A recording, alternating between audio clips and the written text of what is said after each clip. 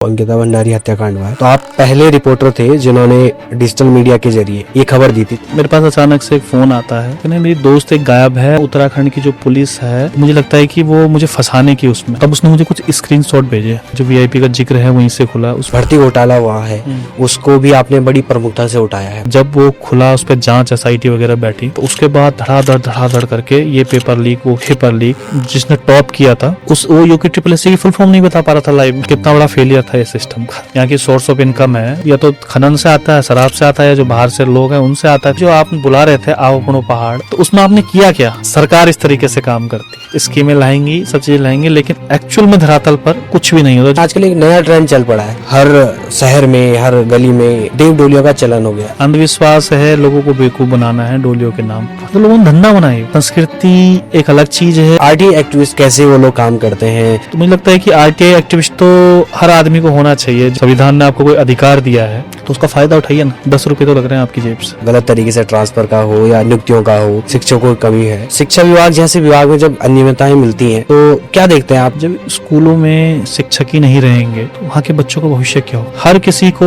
एक तो प्लेन में अपना ट्रांसफर चाहिए, देहरादून में, सुदूर पहाड़ों में कोई जाना नहीं चाहता, और जो जा भी रहे हैं वहाँ पे वो बच्चों को पढ़ा नहीं पा रहे। गेस्ट टीचर के भरोसे सारे के सारे बच्चे पढ़ रहे। सबसे बड़ा प्लान का कारण ही यही है, शिक्षा है। आपको क्या लग रहा है कि उत्तराखंड में पॉलिटिकल चेंज हो रहा है? नेता मतलब चोर, राजनीति सबसे गंदी है। हाँ। पॉलिटिकल चेंज होना बड़ा जरूरी है। 1,68,000 वोट बॉबी पवार को मिले, एक इतिहास है पूरे उत्तराखंड का, किसी निर्दलीय को इतने वोट पड़े हों। क्या वजह हो सकती है कि लोग यूकेडी को छोड़ के नहीं जाना चाहते? ये लेकिन यूकेडी ने वक्त के साथ अपने आप में चेंज नहीं किया। अब वही आज भी उनसे पूछ लो कि यूकेडी को वोट क्यों दें, तो उनका ये है कि हमने उत्तराखंड बनाया।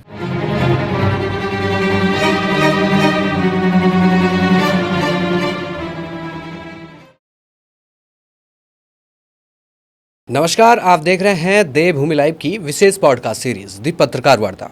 आज की इस एपिसोड में हमारे साथ गेस्ट हैं विजय रावत जी। विजय रावत जी डिजिटल मीडिया के जरिए इन्वेस्टिगेशन जर्नलिज्म को आगे बढ़ा रहे हैं। वे उन पत्रकारों में से हैं जिन्होंने अंकिता भंडारी हत्याकांड पर सबसे पहले खबर की थी। इसके अलावा उत्तराखंड में भर्ती घोटालों को लेकर भी लगातार वो खुलासे करते रहे हैं। आइए उनसे बात करते हैं और जानते हैं उनके अनुभवों को। सर, सबसे पहले तो बहुत बहुत धन्यवाद, आपने हमें अपना बहुत महत्वपूर्ण समय दिया। सबसे पहले तो सर मैं यही जानना चाहता हूँ कि आप ये जर्नलिज्म में आए कैसे, और थोड़ा अपने जीवन के बारे में, अपने व्यक्तिगत जीवन के बारे में हमें बताएं। धन्यवाद डंगवाल जी। मैं देख रहा हूँ कि आपने बहुत अच्छी जो सीरीज एक शुरू की है, वे किस प्रकार से डिजिटल पत्रकार के जो लोग हैं लगातार पॉडकास्ट भी उन लोगों को कर रहे हैं, तो एक अच्छी मुहिम है। और क्योंकि आजकल ज़माना बड़ा डिजिटल ही है, आप जैसे हम बैठे हैं तो तुरंत लाइव कर लो कहीं पे सब चीज़ें, और आप उसको आगे बढ़ा रहे हैं। तो फिलहाल शुरुआत करते हैं। जो आपका मूल प्रश्न था कि अपने बारे में थोड़े बताइए। डंगवाल जी, मेरी जो शुरुआत है वो पत्रकारिता में पर्वत जन से हुई है। पर्वत जन एक नामी पत्रिका हुआ करती थी। शिव प्रसाद सेमवाल जी उनके एडिटर थे। उनसे हमने बहुत कुछ सीखा है वहाँ से। और जो शुरुआत है पत्रकारिता की, तो बड़ा ही मज़ेदार किस्सा है। एक्चुअली शुरुआत हमारी हुई है कोरोना के समय पे। अच्छा। कोरोना के समय पे हम लोग सब घर में बैठे हुए थे। उस समय बाहर जाना हो नहीं रहा था। सोशल मीडिया ही उस समय देख रहे थे, एकमात्र जरिया है। मुझे लगता है कि उस समय सोशल मीडिया बूम उस समय किया है ज़्यादा। तो हम लोग घर में बैठे हुए थे, तो उस समय लोग बहुत परेशान थे। पूरे खबरें आ रही थी, कहीं बिहार से लोग पैदल पैदल जा रहे हैं, अपने गुजरात से बिहार जा रहे हैं, कोई मुंबई से वहाँ जा रहे हैं, पैदल पैदल जा रहे हैं। तो ऐसे में सबसे ज़्यादा जो समस्या आ रही थी वो उत्तराखंड में होटलियरों को आ रही थी। क्योंकि मैक्सिमम लोग उत्तराखंड से विदेशों में जो काम करते हैं या इंडिया में भी जो हैं, होटलियर जो हैं, उनको सबसे ज़्यादा समस्या आ रही थी। होटल उस समय सारे के सारे बंद थे। तो मेरे दिमाग में एक आइडिया आया। मैंने कहा यार एक काम करते हैं कि आसपास जो होटल के लोग हैं, जैसे मान लीजिए दिल्ली में कोई है, एक इस प्रकार से ग्रुप बनाया जाए, और दिल्ली के जो लोग होंगे, एक एग्जांपल दे रहा हूँ मैं दिल्ली का, तो आसपास के लोग एक दूसरे की मदद करेंगे। तो एक दिमाग में एक आइडिया आया। तो उस समय हमें पता भी नहीं था सोशल मीडिया के बारे में, खाली देखते देखते थे, लेकिन इसकी ताकत कितनी है वो हमें उतना नहीं पता था। तो मैंने एक वीडियो बनाया, मेरे ख्याल से मेरा पहला या दूसरा वीडियो था वो। तो मैंने वीडियो बनाया अपने पेज पे, विजय रावत के नाम से एक पेज बनाया हुआ था उस समय। तो उस पर एक वीडियो डाला कि भाई आप परेशान मत होए, सरकार तो कुछ कर नहीं रही है, हम आपस में एक दूसरे की मदद करते हैं। और मैंने वहाँ गलती से अपना नंबर डाल दिया कि मैंने कहा आप एक काम कीजिएगा, मेरे से आप संपर्क कीजिएगा। तो मुझे लगा कि 1 2 4 फ़ोन आएंगे, वैसे भी हमारे व्यूज़ आते थे 100 200 या 500 हज़ार लोग देख लिए, पता ही नहीं था किसी को, नया नया चैनल बनाया था, 100 सब्सक्राइबर भी नहीं थे। विजय रावत के नाम से ही था वो। तो जैसे ही मैंने वीडियो बनाया और उसके बाद मैंने उसमें यही बोला कि हम एक दूसरे की मदद करते हैं, सरकार के भरोसे ना रहें, और ये मेरा फ़ोन नंबर है और आप मेरे को फ़ोन कांटेक्ट कीजिएगा ताकि हम एक दूसरे की मदद कर पाएँ। तो मेरा ये था कि कोई फ़ोन करेगा, मान लीजिए दिल्ली से किसी ने फ़ोन किया तो दूसरे ने भी फ़ोन किया दिल्ली से, तो मैं आपस में एक दूसरे का जरिया बन जाऊँगा मिलाने के लिए। तो मैंने वीडियो अपलोड किया, गाँव में थे, नेटवर्क कमी आते हैं वहाँ पर। तो जैसे मैंने वीडियो अपलोड किया वो शाम को, रात को, तो और वीडियो अपलोड करके मैंने छोड़ दिया। और जब मैं सुबह उठा तो जब मैंने फ़ोन देखा तो मेरा फ़ोन हैंग हो गया पूरा, इतने मैसेज धड़ धड़ धड़ करके। मैंने कहा क्या कर दिया मैंने रातों रात। मैंने कहा कोविड के टाइम क्यों आ रहे, कोविड के टाइम की बात है, मैंने कहा इतने मैसेज क्यों आ रहे हैं मेरे पास। जब फ़ोन रुका, जब देखा तो 1 घंटे बाद रुका तकरीबन, तो कम से कम 8 9 हज़ार मैसेज मेरे पास व्हाट्सएप पे आए हुए थे। और वैसे ही मैसेज जो होते हैं मैसेज बॉक्स में भी मेरे ख्याल से 1001 मैसेज उस समय आए हुए थे उस पर। तो तब मैंने अपनी वीडियो देखी, वो 5 6 लाख 6 7 लाख मेरे ख्याल से उस समय लोगों ने देख ली थी वो वीडियो रातों रात। मुझे लगा कि यार मैंने क्या कर दिया है, मतलब मैंने तो सोचा था कि 2 4 लोग फ़ोन करेंगे करके, और इतना एकदम बूम अप हो गया और लोग उसमें लिख रहे हैं सर हमारी हेल्प कीजिए। मतलब लोग सोचिए कितने परेशान थे। तो उस दिन मुझे सोशल मीडिया की ताकत का पता चला। और आप यकीन करेंगे कि 2 दिन 3 दिन तक लगातार मैंने और जो हमारे फ्रेंड सर्कल में था आसपास, हमने सबके नाम लिखे, कहाँ से क्या है। उस समय कई जो सब मदद कर रहे थे, उसमें उमेश कुमार भी काफ़ी मदद कर रहे थे, जोश सिंह बिष्ट भी मदद कर रहे थे, उनको हमने लिस्ट सेंड करी कि सर ये यहाँ पे हैं, इनकी आप मदद कीजिए। तो वहाँ से मुझे सोशल मीडिया की ताकत का पता चला। फिर हम उस समय पर्वतजन से तो जुड़े हुए थे, तो पर्वतजन का हमने फिर डिजिटल प्लेटफॉर्म उस समय शुरुआत किया, पर्वतजन डिजिटल हम लोगों ने शुरुआत की। तो धीरे धीरे करके वहाँ से शुरुआत हुई हमारी पत्रकारिता में। तो हमारे साथ पॉल खोल बहुगुणा भी उस समय जुड़े, और उसके अलावा त्रिभुवन चौहान हैं, उस समय हम लोग जुड़े। तो वहाँ से लोग सभी लोगों की शुरुआत पर्वतजन से हुई है। हाँ, मतलब त्रिभुवन चौहान की तो नहीं हुई है, लेकिन पॉल खोल बहुगुणा की शुरुआत ही मान लीजिए, क्योंकि हमारे साथ ही वो आए हैं वहाँ पे। पर्वतजन से मेरे ख्याल से किसी और न्यूज़ चैनल में उन्होंने काम किया था 10 12 दिन, तो उसके बाद वो पर्वतजन में ही डायरेक्ट हम लोगों ने लेके आए। उस समय पर्वतजन के 2 या 3 हज़ार मुश्किल से सब्सक्राइबर थे उस समय। अच्छा, उस टाइम पे ना जो शुरू में आए तो आप लोग भी उत्तराखंड में बूम कर रहा था ये डिजिटल मीडिया, तो आप भी उसमें थे। तो उस टाइम पे तो डिजिटल मीडिया में ऐसा कोई फिक्स सोर्स भी नहीं होता था कि आय का, या तो कैसे करके कि आपके दिमाग में आया कि यार इतनी चैलेंजिंग, वैसे ही कोरोना काल चल रहा है, ऊपर से आय का भी कोई फिक्स स्रोत बन नहीं रहा है, तो फिर भी आपने डिजिटल मीडिया में जाना क्यों चुना? मतलब मैंने वो बताया ना आपको कि मतलब डिजिटल मीडिया ऐसा था उस समय। अगर फिर बहुगुणा जी की आप पत्रकारिता देखेंगे, जब हमने शुरू, हम लोगों ने जहाँ पे शमशान घाट पे उस समय लोग जाने से डर रहे थे, जहाँ पे लाशें जल रही थी, हम लोगों ने वहां से रिपोर्टिंग की है। तो उस समय ये लगा लीजिए कोई था नहीं रिपोर्टिंग करने वाला, और सब लोग मोबाइल पे बैठे हुए थे, लोगों को डर लग रहा था। वो हमने चांस की तरह लिया। मोदी जी बोलते हैं ना कि आपदा में अवसर तो हमारे लिए आपदा में अवसर ही था। तो हम लोगों ने लगातार वहाँ से वीडियोस करी। एक दिन में कई हम वीडियोस करते थे, 5 5 6 6 7 7 वीडियोस हम लोग करते थे। और लाइव का उस समय चलन आया था नया नया, तो हम मैक्सिमम वीडियो हम लाइव करते थे। लाइव में ये होता है कि आपको एडिटिंग नहीं करनी, आपका एडिटिंग का बच जाता है, आपका अपलोड का बच जाता है, आपने कैमरा खोला और बोलना स्टार्ट कर। तो बड़ा बूम अप उस समय हुआ था। तो वहाँ से हमें सोशल मीडिया की ताकत का हमें पता चला, और लोगों ने भी वहीं से ही धीरे धीरे करके जानना हम लोगों को वहाँ से शुरू की। नहीं, जैसे आपने बताया कि लाइव से ही स्टार्ट कर, तो लाइव में डिफिकल्ट भी बड़ा रहता है क्योंकि वहां पर कट का भी नहीं होता है, जो बोल दिया हो। तो कभी ऐसा लगता था आपको कि यार मैं कभी गलत ना बोल दूं, गलत जानकारी ना चले जाए ये? हाँ, तो बड़ा सोच समझ के हम लोग बोलते थे उस समय कि क्या बोलना है, किस तरीके से बोलना है। उसके हम प्रैक्टिस भी करते थे कई बार कि यार, कई बार ऐसा होता था कि गलती से निकल भी जाता था, आंकड़े गलत हो जाते, तो हम माफी मांगते थे कि भाई हमने गलती से बोला है, क्योंकि लाइव में कट तो होता नहीं। फिर हम उसको आंकड़े को फिर साफ करते थे। कई बार आंकड़े हमें लाइव में गलत बोल देते थे, तो हम बाद में फिर दूसरी लाइव आके वो बताते थे कि ये आंकड़े नहीं थे, ये इस तरीके से हो जाता है कई बार लाइव में। तो अब एडिटिंग तो होता नहीं जो आपने बोला। तो बड़ी शानदार शुरुआत रही थी वहाँ से, और एक बूम अप जो उस समय उत्तराखंड में मैं बोलूँ आया था। बहुगुणा जी वगैरह काफ़ी पत्रकार उस समय थे जिन्होंने अच्छी शुरुआत वहाँ से करी थी।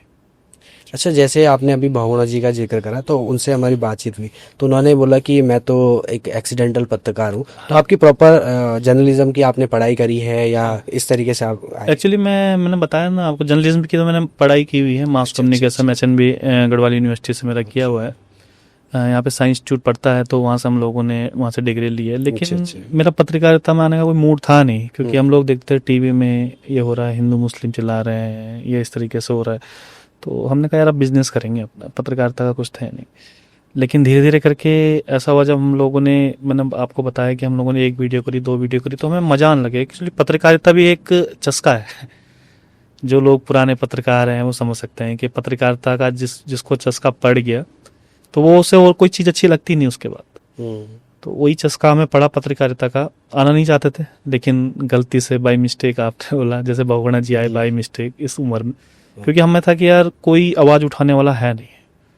तो हम लोग उस समय खूब, कम से कम ये लगा लीजिए 40 से 50 गाँव में अब तक ऐसे गए होंगे हम लोग, जहाँ पे उन लोगों ने मीडिया देखी नहीं है कभी भी। मतलब माइक लेके कोई मीडिया वाला आज तक उन्होंने कोई देखा नहीं। अच्छा। उन लोगों के लिए बड़ा शॉकिंग था कि यार मीडिया हमारे गांव में आई है। तो शायद हम लोगों का, जो लोग जानते हैं, तो टर्निंग पॉइंट यही था कि, क्योंकि एक गांव में जहाँ पे हम गए, तो आसपास के जितने भी 15-20 गांव होंगे वो सब हमें देखते थे, आज उस गांव में मीडिया है। तो कम से कम पूरे उत्तराखंड में 40-50 गांव, मतलब मैं खुद पर्सनली ऐसा गया हूँ जहाँ आज तक कोई मीडिया गया ही नहीं। मतलब फर्स्ट टाइम मैं था या मेरी टीम थी जहाँ पे हम लोग गए थे, जहाँ आज पहली बार जो मीडिया पहुंचा है उत्तराखंड में। तो एक मीडिया का एक शुरुआत थी कि भाई मीडिया ऐसा काम भी कर सकती है, वरना मीडिया वाले कहाँ, बड़े बड़े चैनल चलते थे उस समय, तो कहाँ गांव गांव भ्रमण करेंगे। लेकिन एक बूम अप आया कि अब गांव गांव किस प्रकार से मीडिया भी जा सकती है। तो एक दौर, एक चेंजेस आए हैं उस समय मीडिया के, सोशल मीडिया आने से। अच्छा, जैसे आपने बताया कि आपके साथ बहुगुणा जी थे, त्रिवेंद्र सिंह चौहान जी थे, और आप लोग, तो हम देखते थे जब स्टार्टिंग फेज था, डिजिटल जर्नलिज्म उठ रहा था, तो आप 3 लोग ही किसी खबर को कवर करने से, तो कैसा था आप लोग आपस में, कैसे? एक्चुअली हम लोग एंगल ढूंढते थे खबर में। मान लीजिए कोई हम कोई खबर मिली है, कहीं रास्ते में हम लोग जा रहे हैं, कोई एक्सटेंड हो, तो उसका हम एंगल ढूंढते थे। यार बहुगुणा जी ने इस एंगल में करी है, त्रिभुवन भाई ने इस एंगल से करी है, मैं किस एंगल से इसका खबर को करूँगा। तो हम उस पर एंगल ढूंढते थे अलग अलग। और जब मज़ा भी आता था कि यार आपने ये, मान लीजिए किसी का हम इंटरव्यू कर रहे हैं कि यार उन्होंने ये सवाल नहीं पूछा, तो अब मैं वाला सवाल पूछूँ। या कई बार ऐसा होता है कि यार उन्होंने वो सवाल पूछा, हाँ मेरे दिमाग में था ही नहीं यार, मैं ये सवाल पूछूंगा लेकिन थोड़ा हट के, इस तरीके से। तो इस तरीके से हम लोग खबरें करते थे। अच्छा, आपने जो अंकिता भंडारी हत्याकांड हुआ है, अभी कोर्ट का फैसला भी आया है, हाँ। और आरोपियों को आजीवन कारावास की सजा भी है, तो आप पहले रिपोर्टर थे जिन्होंने डिजिटल मीडिया के जरिए और अपने प्लेटफॉर्म के जरिए ये खबर दी थी। तो मैं ये जानना चाहता हूँ कि कैसे आपको ये जानकारी मिली थी, क्या घटनाक्रम था, थोड़ा विस्तार में अगर आप। दरअसल मेरे ऊपर एक केस हुआ था पौड़ी में, तो उस केस के सिलसिले में पौड़ी गया हुआ था। तो मेरे पास अचानक से एक फ़ोन आता है कि सर, मैं आपको ट्विटर पे मैंने एक डाला था कि उत्तराखंड में मेरे को हेल्प चाहिए, तो किसी ने मेरे को आपका रैंडमली नंबर दिया कि यही आपकी हेल्प कर सकता है। तो मैं उस समय पौड़ी में था, मैंने कहा भाई कैसी हेल्प चाहिए आपको? नहीं, मेरी दोस्त एक गायब है, और यहाँ उत्तराखंड की जो पुलिस है, मुझे लगता है कि वो मुझे गिरफ्तार करना चाहती है, या मेरा, अगर मैं वहाँ आऊँगा तो मुझे लगता है कि गिरफ्तार वो कर लेगी। तो मैं थोड़ा मामला उस समय समझा नहीं, क्योंकि मुझे नहीं पता था कि इतना बड़ा मामला हो। तब फिर मैंने उसे डिटेल से पूछा कि मैंने कहा विस्तार में बता, मामला है क्या? तब उसने बताया कि मेरी एक फ्रेंड थी, वो गायब है, और उसकी एफआईआर हो चुकी है, और अब पुलिस मुझे वहाँ बुला रही है। मुझे लगता है कि वो मुझे फंसाने की, उसमें ये बातचीत आपकी पुष्प से हुई थी, जो अंकिता का दोस्त था। ठीक है। और तब उसने मुझे कुछ स्क्रीनशॉट भेजे। स्क्रीनशॉट में वहाँ पर वीआईपी का जिक्र था, जो वीआईपी का जिक्र है वहीं से खुला। उसमें अंकिता बात कर रही है कि ये जो होटल वाले हैं मेरे से एक्स्ट्रा सर्विस करवाना चाहते हैं। तो मुझे लगा कि यार, तब मेरे को थोड़ा थोड़ा समझ में आया कि मैंने कहा यार ये चल क्या रहा है। मैंने कहा ये मामला बड़ा सीरियस है, इस मामले को अब सीरियस होके लगना पड़ेगा क्या कुछ। तो मैंने पुष्प से बोला, मैंने कहा पुष्प, डरने की जरूरत नहीं है, तुम आओ ऋषिकेश आओ, आराम से आओ। और फिर मेरे जो जानने वाले थे, तो मैंने उनको फ़ोन किया। प्रिंसी रावत थी उस समय, काफ़ी अच्छी एक्टिविस्ट थी, अब तो भाजपा में है वो। तो मैंने उनको फ़ोन किया, मैंने कहा वहाँ पे एक लड़का आ रहा है, तो उसको हेल्प चाहिए, क्योंकि मैं तो इस समय पौड़ी में हूँ। अच्छा। और मेरे साथ ठीक आशुतोष नेगी भी वहीं बैठे हुए थे। आशुतोष नेगी के साथ ही मैं था उस समय वहाँ पे। तो आशुतोष नेगी को मैंने बताया यार कोई पौड़ी की लड़की है डोब सिरीकोट की, और वो गायब है करके। तो उन्होंने, डोब सिरीकोट तो मेरा गाँव है। अच्छा। तो मेरे गाँव से कौन सी लड़की गायब है? पता चला, जो उनके फिर पिताजी का कांटेक्ट नंबर मिला, उनके पिताजी से भी बात हुई। तो उनके पिताजी बड़े डर रहे थे शुरुआत में कि लड़की की बदनामी ना हो इस तरीके से, क्या पता कहाँ चलेगी क्या चलेगी, जिस प्रकार से चल ही रहा था सब चीज़ें। और मेरी बात जो इनका मेन एक्यूज था उससे भी मेरी बात हुई थी, पुलकित से। अच्छा। पुलकित का उस समय कहना था कि मैं ये लड़की शायद ना वो जो लड़का है उसके साथ जो मुझे लग रहा है वो चली गई है इस तरीके से। अच्छा। मैंने कहा भाई उसी ने ही मेरे को नंबर दिया है तुम्हारा उससे ही मेरी बात हो रही है, तो तुम उसी को एक्यूज बता रहे हो। अब कह रहे हैं कि पता नहीं, हमने तो FIR करवा दी है।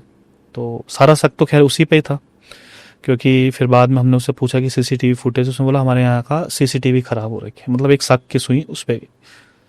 फिर उसके बाद हम लोग नेक्स्ट डे जो है वो DM कार्यालय पहुंचे वहाँ पे।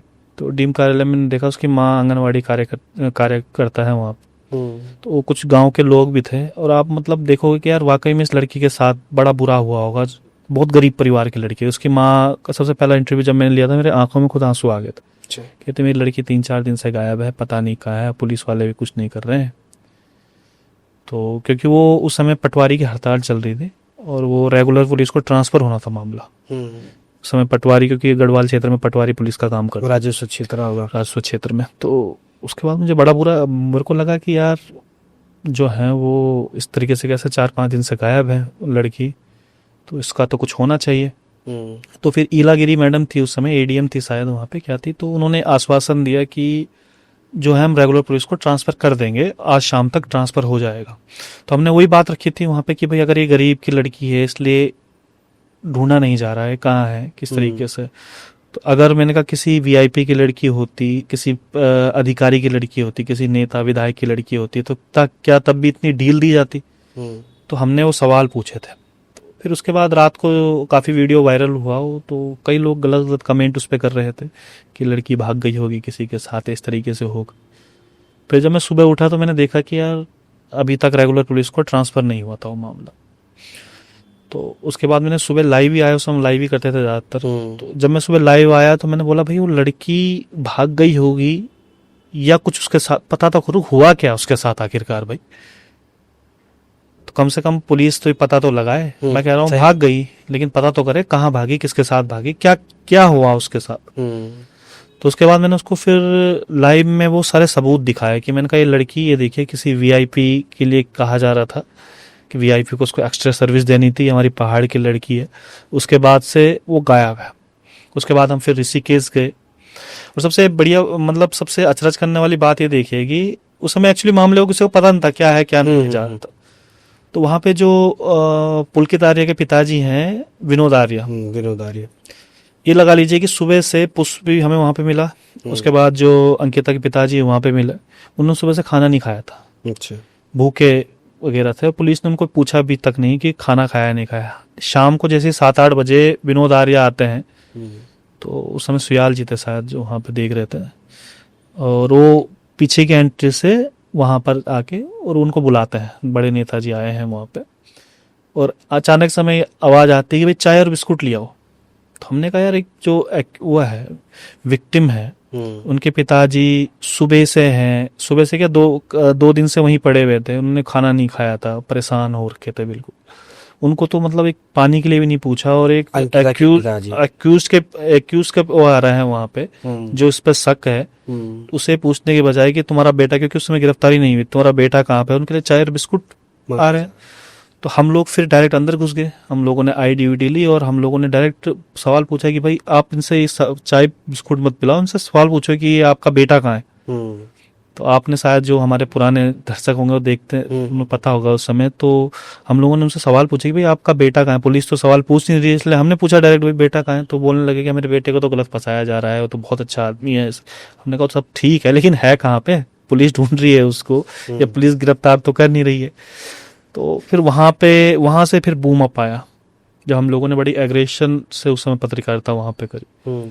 तो उसके बाद फिर तब जाके UKD वाले सक्रिय हुए, फिर काफ़ी लोग सक्रिय हुए। उसके बाद फिर जब उसकी बॉडी मिली लड़की की, तब और लोगों में उबाल आया कि भाई एक लड़की जहाँ काम करने जा रही है उसके बाद उसकी इस प्रकार से बॉडी मिल रही है। जैसे एक चीज बीच में आती है कि जो रिजॉर्ट था, तो आप रिजॉर्ट पर गए थे? जो रिजॉर्ट, हाँ, हम रिजॉर्ट पे भी वहाँ पे तो गए। मतलब जब आप गए तो क्या देखा आपने, कैसा वहाँ पर? हम रिजॉर्ट, जैसे सिंपल रिजॉर्ट होता ही है उस तरीके से रिजॉर्ट था, और बिल्कुल जंगल के बीच में वो रिजॉर्ट बना हुआ था। और सबसे बड़ी गलतियां देखिए क्या हुई इसमें उस समय, जो रेणु बिष्ट है विधायिका यमकेश्वर, उन लोगों ने वहां पर जो है वो बुलडोजर चला दिया रातों रात।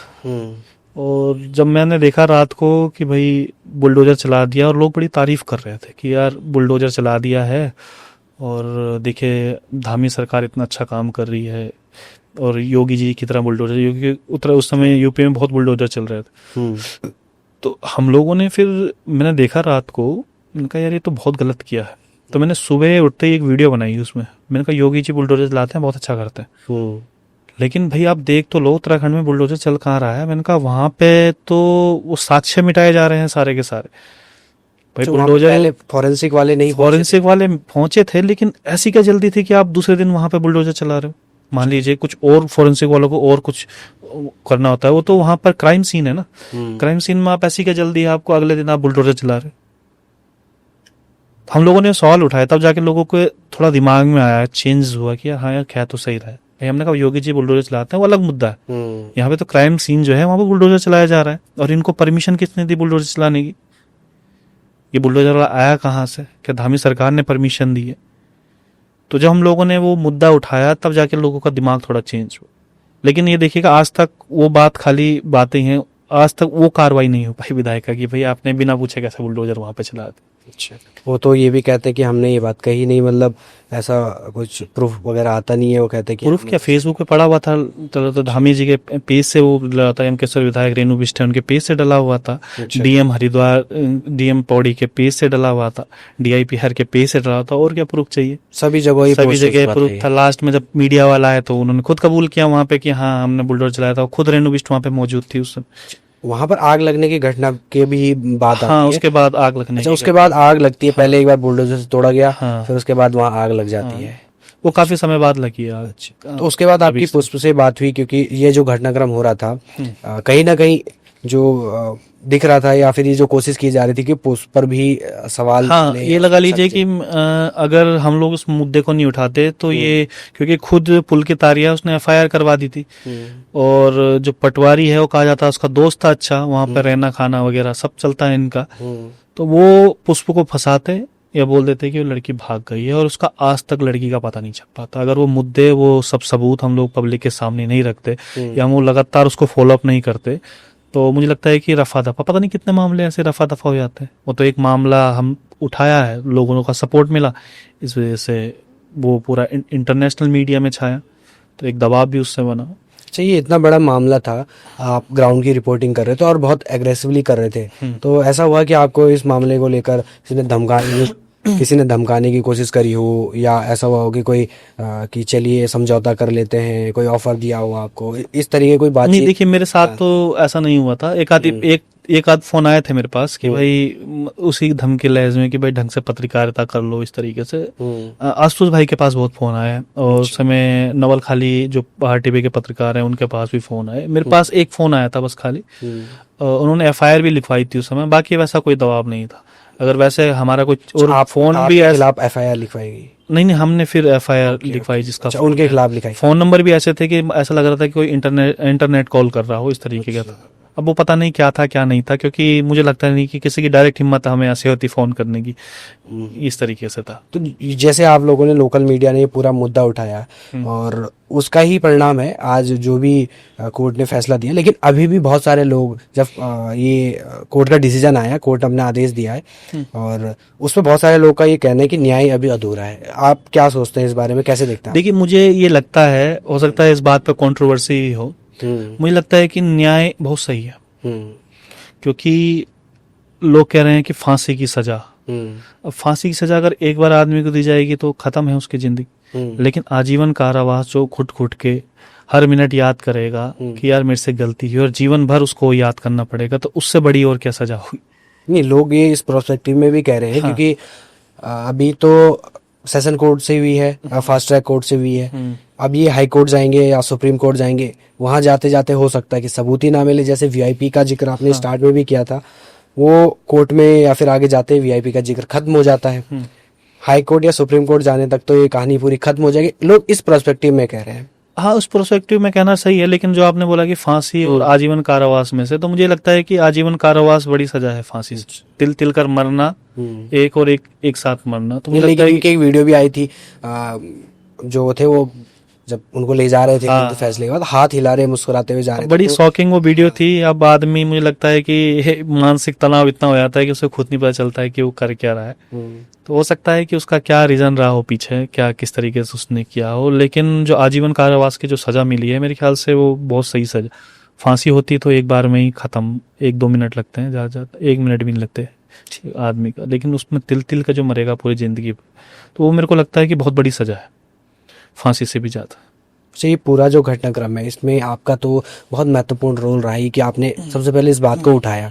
लेकिन जैसे जैसे ये आगे बढ़ता गया केस, तो आपको लगा होगा कि बहुत सारे लोग हैं जो इसमें डायरेक्टली इनडायरेक्टली इन्वॉल्व हो रहे हैं। तो आपने किन किन लोगों को देखा कि मतलब आपके हिसाब से आपको क्या लगता है कि इन लोगों की महत्वपूर्ण भूमिका रही आरोपियों को सजा दिलवाने में? जैसे कि देखिए, आशुतोष नेगी है, अभी भी लगे हुए हैं, सबसे बड़ी भूमिका उनकी है। उसके बाद त्रिभुवन भाई ने भी बहुत अच्छी पत्रकारिता करी। जो हमारी लोकल मीडिया है वो सबसे अच्छी है। यूकेडी का बहुत बड़ा सपोर्ट रहा है इसमें। यूकेडी ने बहुत अच्छा काम किया इस बीच। इसके अलावा बॉबी पवार बेरोजगार संघ, उन्होंने भी पूरी आवाज़ उठाई। और कांग्रेस की जो महिला, कांग्रेस तो नहीं पूरी, लेकिन जो उनकी महिला नेत्री है, जिसमें ज्योति रौतेला भी शामिल है, जिन्होंने अपना मुंडन तक करवा दिया। अपने बाल, अगर आपने वीडियोस वगैरह देखे होंगे तो उन्होंने पूरे बाल ही दान कर दिए थे, क्योंकि उस समय ट्रायल कोर्ट पे ही चल रहा था, सजा नहीं हो पा रही थी। तो उसको न्याय दिलाने के लिए, मतलब एक औरत के लिए अपने बाल सबसे बड़ी कीमती होते हैं, तो उन्होंने पूरा अपने बाल ही दान कर दिए थे बीच सड़क। हमने वो रिपोर्टिंग भी की थी। तो इन लोगों का बहुत बड़ा हाथ रहा है इन सब। फिर प्रिंस रावत हो गई, कोई नाम नहीं लेता उनका, लेकिन जिस समय स्टार्टिंग में उन्होंने बहुत बड़ी हेल्प की थी, जिस समय पुष्प ऋषिकेश आ रहा था, उसको डर था, क्योंकि उस समय तो पता ही नहीं था ना किसी को क्या मामला चल रहा है। तो प्रिंस ने भी उस समय बहुत हेल्प करी। तो ये काफ़ी लोग रहते। उसके बाद नवनीश भाई हो गए, जो इनके एडवोकेट थे, बिल्कुल डेडिकेटेड तरीके से लगे रहे। नवनीश नेगी बहुत ईमानदार जो है एडवोकेट हैं, तो उन्होंने भी बहुत हेल्प इसमें करी। तो ये हैं कुछ लोग हैं जिन्होंने बिल्कुल तन मन धन से बिल्कुल हेल्प करी है उसमें। अच्छा, जब ये फैसला आया कोर्ट का, तो आपकी बात पुष्प से हुई? हाँ, मेरी पुष्प से बात हुई। अच्छा, क्या कहा उन्होंने, मतलब क्या? पुष्प ने, बल्कि मेरे पास मैसेज भी है पुष्प का, तो उसने मेरे को बोला है करके कि भाई कि आप लोग नहीं होते तो ये सब चीज़ नहीं हो पाता, और वो फैसले से बिल्कुल संतुष्ट था। अच्छा। तो इस तरीके से हम लोगों ने बात करी, और वो बड़ा खुश था कि भाई सजा जो मैंने बोला कि भाई फांसी से बढ़कर सजा है, तो उसका भी वही कहना था साफ कि भाई फांसी से बढ़कर ये सजा है, और मतलब वो सेटिस्फाइड है इन चीज़ों से। तो इस तरीके से बात पुष्प के साथ हुई थी। जैसे हमने अंकिता भंडारी हत्याकांड को लेकर आपसे जाना, इसके अलावा भी आपने जैसे भर्ती घोटाला हुआ है, उसको भी आपने बड़ी प्रमुखता से उठाया है। तो मैं जानना चाहता हूँ कि कैसे ये जानकारी आपको मिलती है, या कैसे ये भर्ती घोटाले की जो खबर आपको आती है? क्योंकि ये ऐसा है कि एक रैंडमली तो हमें सुनने को मिलती हैं, हम लोग बोलते हैं अरे इसने पैसे दे के नौकरी ले लिया, ये कर लिया, लेकिन एक एज अ प्रूफ लेके आना या एक मजबूती से बात रखना, कैसे ये सारा आप देखते हैं, कैसे करता है? देखिए, मेरी ना वो काफ़ी समय पहले, उस समय बॉबी से बात हुई थी। तो जैसे मेरे पास ही, मेरे घर में रिश्तेदारी कोई आए थे, मेरा छोटा भाई है, कि ना यार पटवारी के समय नई भर्तियाँ खुले थे, कि यार 10 लाख रुपए दे देना, पटवारी में हो जाएगा। अच्छा।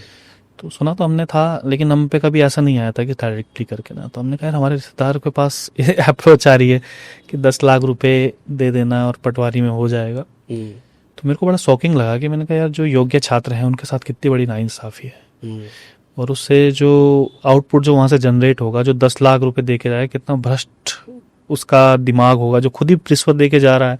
क्या उत्तराखंड के लिए तरक्की कर पाएगा, कैसा एक अच्छा अधिकारी बन पाएगा? तो मेरी बॉबी से उस समय बात हुई थी। मैंने बॉबी इस तरीके से आउटपुट आ रहे हैं, क्योंकि उस समय बॉबी बेरोजगार संघ मेरे ख्याल से नया बना ही था, और धरने वगैरह खूब कर रहे थे। तो हमने भी स्टार्टिंग में खूब वीडियो बेरोजगारों पे की थी उस समय। तो बॉबी से मेरी काफ़ी लंबी चर्चा हुई कि ना यार, हो तो रहा है, लेकिन कहीं से इनपुट नहीं मिल पा रहा है कि ये कौन करवा रहा है, कैसा है। कुछ इनपुट तो थे हमारे पास कि हरिद्वार से ये लोग कर रहे हैं, लेकिन उनके हाथ इतने बड़े थे कि हम लोग वहाँ तक नहीं पहुँच पा रहे थे। तो धीरे धीरे करके बॉबी के पास कुछ सबूत इकट्ठा हुए। उस समय वीडियो भर्ती घोटाला इस समय हुआ था कि कैसे एक आदमी जो गांव में, मतलब डायरेक्ट तो हमें इनपुट नहीं मिल पाए थे कि एक प्रधान है और अचानक से वो सरकारी नौकरी उसने निकाल ली। जैसे आप और मैं साथ में क्लासमेट हैं और आप तो कभी कोचिंग एक दिन भी नहीं आए और आप वहाँ पे टॉप कर रहे हो, तो इस प्रकार के हमें इनपुट मिले। अच्छा। तो धीरे धीरे करके हमने जुटाए कि इस इनपुट 1 2 3 4 हमने लिस्ट बनाई अलग अलग करके, और उसके बाद हम लोगों ने जो है वो UKSSC के समक्ष भी रखा कि भाई हो क्या रहा है इस तरीके से। और जैसे जैसे हम पे इनपुट मिलते तो हम उन इनपुट को हम खुलासा करते तुरंत किस इस प्रकार से आ रहे हैं। तो ऐसे ऐसे करके हमारे पास पूरे उत्तराखंड से लोग आने लग गए कि भाई मेरे पड़ोसी भी था, वो ऐसा था, इस तरीके से हो गया। फिर धीरे धीरे करके कभी हाकम सिंह का नाम इसमें बीच में आता, क्योंकि आपका भी हाकम सिंह से आ रहा है, उसका भी हाकम सिंह से आ रहा, तो कन्फर्म हो गया कि हाँ कुछ इस प्रकार के लोग हैं, हाकम सिंह टाइप का कुछ नाम है उनका, जो ये सब चीज़ें करवाता है। सुना हमने था लेकिन कन्फर्म उस तरीके से हुआ करवाता है। तो बॉबी और मैंने तकरीबन ये लगा लीजिए कम से कम, उस समय किसी को पता नहीं था ये घोटाला क्या है, कैसे पेपर लीक वगैरह होते हैं। कम से कम हमने 25 वीडियो एक साथ करी होंगी हर बार की। उस समय बॉबी को भी कोई न्यूज़ चैनल दिखाता नहीं था जल्दी से, और हमारे साथ भी ऐसा था कि यार हमें कुछ करना था, उस समय कोई जानता भी नहीं था उस समय। तो हम लोगों ने कम से कम 25 वीडियो एक साथ करी थी। हमने कहा यार कोई बात नहीं, हम लोग लगातार इसमें वीडियोस करेंगे चाहे कुछ भी हो जाए। अब इंसाफ मिलना ना मिलना अलग बात है, लेकिन अपनी तरीके से हम, भाई मीडिया तो एक आईना है ना, हम बता ही तो सकते हैं कि भाई ये गलत हो रहा है, ये गलत हो रहा है, ये गलत हो रहा है। तो धीरे धीरे करके जब हमने उठाया इस मामले को, तो VDPT भर्ती घोटाला सबसे पहले खुला था।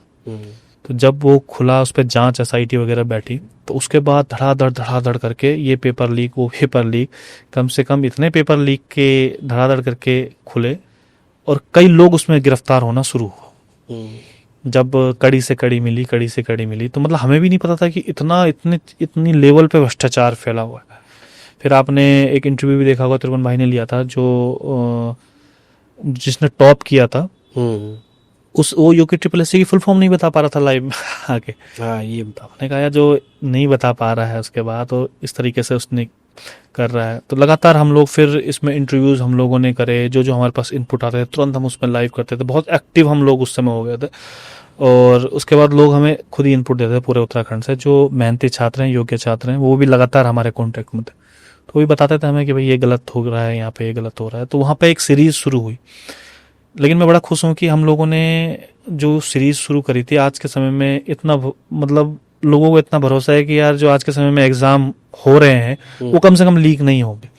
और उसके बाद जब एग्जाम के रिजल्ट आए उसके घोटाला खोलने के बाद, तो फिर हम लोगों ने उनके भी इंटरव्यू लिए, तो वाकई में वो लग रहे थे कि हाँ ये योग्य छात्र है। तो वो बताते थे कि पिछली बार भी हमने एग्जाम दिए थे तो हमारा उसमें हुआ नहीं, और इस बार उन्होंने टॉप किया है जो योग्य छात्र थे। और बहुत गरीब परिवार के, कोई अब महीने में सुदूर पहाड़ से बच्चा आ रहा है, 3-4 हज़ार रुपये उसके पिताजी या मतलब भेज रहे हैं उसको, और तब जाके यहाँ पर एग्जाम का रिजल्ट निकाला उसने। तो सोचिए कितनी बड़ी खुशी उसको हो रही हो। सही बात है। और यहाँ पे कई बच्चों ने सुसाइड भी किया था उस समय, उससे पहले आपने वीडियोस भी देखे होंगे। तो सिस्टम की कितनी बड़ी खामियां थी कि वो सुसाइड किया, तो हत्या ही थी बच्चों की। एक बच्चा 3-4-5 हज़ार रुपये उसके पिताजी जैसे तैसे करके कर रहे हैं, और बाद में बच्चा एग्ज़ाम नहीं निकाल पा रहा है। उसको तो ये लग रहा है कि यार मैं एग्ज़ाम नहीं निकाल पा रहा हूँ तो मेरे अंदर ही शायद कोई खामी होगी। कितना बड़ा फेलियर था ये सिस्टम का। हमें खुशी है कि हमने धीरे धीरे करके निकाला, और पूरे उसमें फिर आज सबके सामने फिर था उसका रिजल्ट कि भाई ऐसा भी होता है। तो आज के समय में कम से कम ऐसा तो नहीं है। जैसे आपने बताया कि बॉबी पवार के साथ आपने काफ़ी समय तक आप रहे, उनकी जो पूरी जो बेरोजगार संघ का आंदोलन था वो भी आपने कवर करा है। तो ऐसा कभी होता है या बॉबी को या उन्होंने बताया हो कभी या आपको, क्योंकि भर्ती घोटाला जो है आप बता रहे हैं कि बहुत बड़ा घोटाला है, छोटा मोटा घोटाला चाहे पैसे के मामले में है या इसमें तंत्र का इन्वॉल्वमेंट है, तो कभी इसमें भी होता है कि इसमें ही कभी आपको ऐसा हुआ हो कि किसी ने धमकाने की कोशिश करी हो या इस तरीके कुछ ट्रैप बनाने की कोशिश करी हो? हाँ, एक्चुअली मैंने बताया ना आपको कि कोई हमें धमकाएगा इतनी किसी की हिम्मत नहीं है, क्योंकि उनको पता है कि यार इनको धमकाना मतलब बेवकूफ़ी है। या तो उसके पीछे कोई साजिश होगी किसी थर्ड पर्सन की। धमकाने का मतलब ये है कि भाई हमारे पास आज के समय में फ़ोन में सब रिकॉर्डिंग होती है, सब जो धमकाएगा उसके सब डिटेल पर चल जाएगा, किस उस पर धमकाएगा कि हम भर्ती घोटाला ना खोलें, क्या कहेगा। तो वैसा कुछ हुआ नहीं वैसे आज तक कभी किसी ने धमकाया वो इस तरीके से। तो जैसे बॉबी पवार से आपकी बातचीत होती है तो उस टाइम पर तो वो स्टूडेंट ही थे। हाँ और अब वो पॉलिटिक्स में आ गए हैं। हाँ तो आपने कभी सोचा था कि ये, क्योंकि जैसे मतलब आमतौर पे उत्तराखंड के अंदर भी बहुत आसान नहीं होता है, क्योंकि अभी वो चुनाव लड़े लोकसभा का तो बहुत अच्छा वोट शेयर वो लेके आए, वो काफी एक बड़ा चेंज दिखता है। इसी तरीके से बहुत सारे युवा हैं उत्तराखंड में, बॉबी पवार हो गया, मोहित डिमरी हो गए, लूसेंट टोटरिया हो गए और यूकेडी के आशीष नेगी हो गए। आपको क्या लग रहा है कि उत्तराखंड में पॉलिटिकल चेंज हो रहा है या? देखिए इस पॉलिटिकल चेंज होना बड़ा जरूरी है, क्योंकि हमारे दिमाग में मतलब एक लोगों ने डाल दिया है कि नेता मतलब चोर, राजनीति सबसे गंदी है। यार मैं तो सोचता हूँ कि अगर आप डीपली समझे तो राजनीति के बिना कुछ है ही नहीं। अगर अपने बच्चों को हम स्कूल भी भेज रहे हैं, हमारा बच्चा सरकारी में पढ़ेगा या हमारा बच्चा प्राइवेट में पढ़ेगा, उसकी फीस कितनी होगी, हम जिस सड़क से जा रहे हैं वो सड़क टूटी हुई है कि गड्ढा मुक्त है, साफ सुथरी है, तो सब कुछ राजनीति की देन है। मतलब हर चीज राजनीति है, पॉलिटिक्स से उभरी हुई है, यानी कि सत्ता से उभरी हुई है। सत्ता अच्छी होगी तो हमारे पास सब होगा, नहीं होगी तो हमारे पास कुछ नहीं होगा। तो मेरी तो समझ में नहीं आता कि लोग राजनीति को बेकार क्यों मानते हैं। मुझे लगता है कि यार राजनीति में लोगों को आना चाहिए, अच्छे युवाओं को आना चाहिए राजनीति में। जैसे बॉबी पवार इस समय आए हैं, मोहित टिमरी हो गए, तिरपन भाई हो गए, लुसुन भाई हो गए, राजनीति में आनी चाहिए, अच्छी राजनीति करनी चाहिए और लोगों को दिखाना चाहिए कि राजनीति किसी की बपोती नहीं है। अगर आप जनता के मुद्दे उठाओगे, जनता को भी सोचना पड़ेगा, क्योंकि मेरे को तो कभी कभी जनता के ऊपर ही बहुत गुस्सा आता है। क्यों? मतलब वोट के देने के समय पे ऐसा हो जाता है कि जब भी देखो हमारे पास इतने फोन आते हैं कि यार हमारा ये प्रॉब्लम है, हमारा वो प्रॉब्लम होगी, और वोट देने के समय पे उनको पता नहीं क्या हो जाता है। कई बार हम लोग देखते हैं तो यार यहाँ दारू बट रही है, वहाँ दारू बट रही है, पैसे बट रहे हैं। अभी एक वीडियो भी वायरल हुआ था उस समय चुनाव के समय पे, धामी जी का पैसे देते हुए का, साड़ी बांट रहे हैं, पैसा बांट रहे हैं। मतलब ये हमारे लिए बड़ी नॉर्मल चीज़ होगी, दारू बांट रहे हैं, पैसा बांट रहे हैं, भ्रष्टाचार, कमीशन, ये नॉर्मल चीज़ नहीं है। हम लोगों ने नॉर्मल बना दी है इन चीज़ों को। हमें इस चीज़ का मतलब ऐसा देखना चाहिए कि यार ये हो क्या रहा है सिस्टम में। और दारू बांट के और आप मुर्गा खिला के तभी वोट लोगों को गेन कर पाएंगे। लेकिन इस बात की मुझे बड़ी खुशी है कि अब हल्का हल्का बदलाव आ रहा है। बॉबी पवार के रिजल्ट से शुरुआत, जब बॉबी से हमने बोला था, काफ़ी लोग बैठे हुए थे कि यार चुनाव, मतलब मंथन चल रहा है, चुनाव लड़ना चाहिए कि नहीं लड़ना चाहिए। हमने बोला था चुनाव क्यों नहीं लड़ना चाहिए, चुनाव तो लड़ना ही जब पड़ेगा अगर आपको वाकई में चाहते हो चेंज। हम पत्रकारिता में कितना भी कुछ कर लें, मैंने बोला ना पत्रकारिता आईना है कि आपका ये गलत हो रहा है, लेकिन एक्चुअल में चेंज तो जो सत्ता में बैठे हुए लोग हैं, शासन प्रशासन है, उनको करना है। तो मुझे लगता है कि चुनाव में आना चाहिए और जो अच्छे लोग हैं, पढ़े लिखे लोगों को आना चाहिए चुनाव में और देखना चाहिए कि यार अपने समाज का उद्धार किस तरीके से कर, हमारा समाज किस तरीके से तरक्की करेगा। तो बॉबी पवार जैसे लोग या मोहित भाई जैसे लोग, तिरपन भाई जैसे लोग, अब धीरे धीरे करके एक जो वैक्यूम था वो बढ़ते जा रहा है और 1,68,000 वोट बॉबी पवार को मिले, मतलब आसान नहीं है। पूरे एक इतिहास है पूरे उत्तराखंड का, किसी निर्दलीय को इतने वोट पड़े होंगे। वो उसकी मेहनत भी है, जो लगातार सड़कों पे लाठियां खाई हैं, जो इतने मुकदमे जेले हैं, जो जेल गए हैं। तो मुझे लगता है कि आना चाहिए सबको और स्वच्छ राजनीति बिल्कुल करनी चाहिए। अच्छा, जैसे मैं अभी बता ही रहा था आपको कि बॉबी पवार हैं या फिर मोहित टिमरी हैं, तो अब इन लोगों ने मिलके एक स्वाभिमान मोर्चा बना दिया है। हमारे पास ऑलरेडी यूकेडी थी, तो आपको ऐसा लगता है कि यूकेडी, क्योंकि राज्य आंदोलन से निकली हुई पार्टी है, राज्य आंदोलन में इस समय इतना संघर्ष किया है, एक अच्छी हिस्ट्री है उनके पास, पुराने नेता हैं उनके पास, लेकिन फिर भी क्या चीज़ है, क्योंकि मोहित डिमरी भी आपने देखा होगा, मोहित डिमरी भी पहले यूकेडी में थे और अब वो उन्होंने छोड़ दिया पार्टी। तो क्या वजह हो सकती है कि लोग यूकेडी को छोड़ के नहीं जाना चाहते? ये वो यूकेडी बहुत अच्छी पार्टी है, उनकी विचारधारा भी बहुत अच्छी है, लेकिन यूकेडी ने वक्त के साथ अपने आप में चेंज नहीं किया, अपने आप को रिफॉर्म नहीं किया उन लोग। अब वही आज भी उनसे पूछ लो कि यूकेडी को वोट क्यों दें, तो उनका ये है कि हमने उत्तराखंड बनाया। ये अच्छी बात है, उत्तराखंड बनाया, शहादतें हुई, उनका दिल से सम्मान है और हमेशा रहेगा यूकेडी के, क्योंकि जो यूकेडी ने किया है वो कोई नहीं कर सकता। लेकिन वक्त के साथ तो हमें चेंजेस लाने पड़ेंगे ना, वक्त के साथ साथ हमें युवाओं की बात करनी पड़ेगी। हमें एक रोड मैप पब्लिक को देना पड़ेगा कि भाई हम अगर आ रहे हैं तो इस रोड मैप के साथ आ रहे हैं। हमें पब्लिक को अपना विजन बताना पड़ेगा। उसमें यूकेडी पिछड़ गई, उसमें यूकेडी अपना रोड मैप नहीं बना पाई, अपना विजन नहीं बता पाई, केवल ये बताई कि हमने उत्तराखंड बनाया है इसके साथ। तो धीरे धीरे करके जो नेता भी आए अपने स्वार्थों के चलते, वो अपनी कुर्सी नहीं छोड़ना चाहते थे। कई नेता आए यूकेडी में भी, और यूकेडी में ये रहा कि जो कुछ करना भी चाहता था तो अपने स्वार्थ के चलते उन नेताओं ने उनको आगे भी नहीं बढ़ने दी, इसलिए यूकेडी हाशिए में चलेगी। स्टार्टिंग में उत्तराखंड की जनता ने तो दिए थे ना उनको, 4 विधायक ला के दिए थे। और सबसे बड़ा हो रहा है कि भाई जब आपने उत्तराखंड बनाया है तो आपने चुनाव लड़ने से बहिष्कार क्यों किया? आपको चुनाव लड़ना चाहिए था उस। मैंने बोला ना कि चुनाव, लोग पता नहीं क्यों कहते हैं कि चुनाव नहीं लड़ना। क्यों नहीं लड़ोगे यार चुनाव लड़ो, ये आपका लोकतांत्रिक अधिकार है।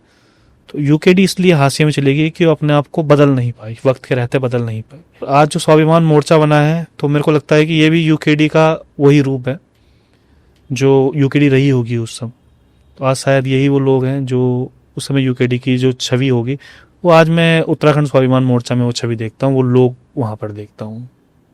ये कारण आपका जो पॉइंट ऑफ व्यू है कि जो उस दौर की युवा यूकेडी रही होगी वो स्वाभिमान मोर्चा में आप देखते हैं। कहीं ऐसा तो नहीं हो जाएगा जैसे यूकेडी में हुआ कि भाई मेरी सीट बचानी है, इसकी सीट बचानी है? तो आप क्योंकि व्यक्तिगत तौर पे इन सभी युवाओं से मिले हैं, जहाँ तक मुझे जानकारी है, और आप बातचीत भी आपकी होती होगी इन लोगों से, तो आप क्या देखते हैं? आपको संभावनाएं क्या दिखती हैं? क्योंकि बहुत बार लोगों का ये भी सवाल उठ के आ रहा है कि कुर्सी की खींचतान दिखने लग गई है, क्योंकि कोई आदमी अपनी तरफ से कहीं कार्यक्रम कर रहा है, कोई कहीं कर रहा है। तो इस चीज को लेकर बस सवाल। देखिए, वो लीडरशिप पे डिपेंड करता है, लीडरशिप किस तरीके से ले जाती है। और अगर लीडरशिप सही रही तो मुझे लगता है कि आने वाले भविष्य में इतिहास लिखा जाएगा। लीडरशिप अगर वो चीज़ को मैनेज नहीं कर पाई तो फिर दूसरा यूकेडी हाशिए की तरफ आ जाएंगे। क्योंकि बॉबी को जो वोट पड़े हैं वो बड़ा इजी है एक सिंगल पर्सन के लिए, लेकिन एक पार्टी को चलाना, एक संगठन को चलाना, ये बहुत आसान नहीं है उन्हें। अब देखते हैं क्या उनकी स्ट्रेटजी रहती है, वो तो खैर वही जानेंगे क्या मैनेजमेंट रहता है, किस तरीके से रहता है। दिक्कतें आती हैं, अब इतना बड़ा संगठन चलाना, परिवार में भी 5 लोग रहते हैं तो आपस में झगड़ लेते हैं, तो वहाँ पे तो पूरा कुनबा है। जो परिवार का लीडर है उसको किस तरीके से वो लोग संभाल पाते हैं, ये तो अब भविष्य ही बताएगा किस तरीके से होता है। लेकिन मुझे लगता है कि एक बहुत बड़ा वैक्यूम इस समय पूरे उत्तराखंड में है, और पूरे उत्तराखंड की जनता अगर इन्होंने सही में रोड मैप दे पाया तो मुझे लगता है कि कोई बहुत बड़ी बात भी नहीं है यहाँ पर सकता। क्योंकि भाजपा और कांग्रेस लोगों ने देख लिया, हम तो पत्रकारिता करते हैं खुद ही यहाँ पर, हम देखते हैं कि चलिए भाजपा तो सरकार में है, मतलब उनकी सरकार है, लेकिन विपक्ष क्यों मौन है?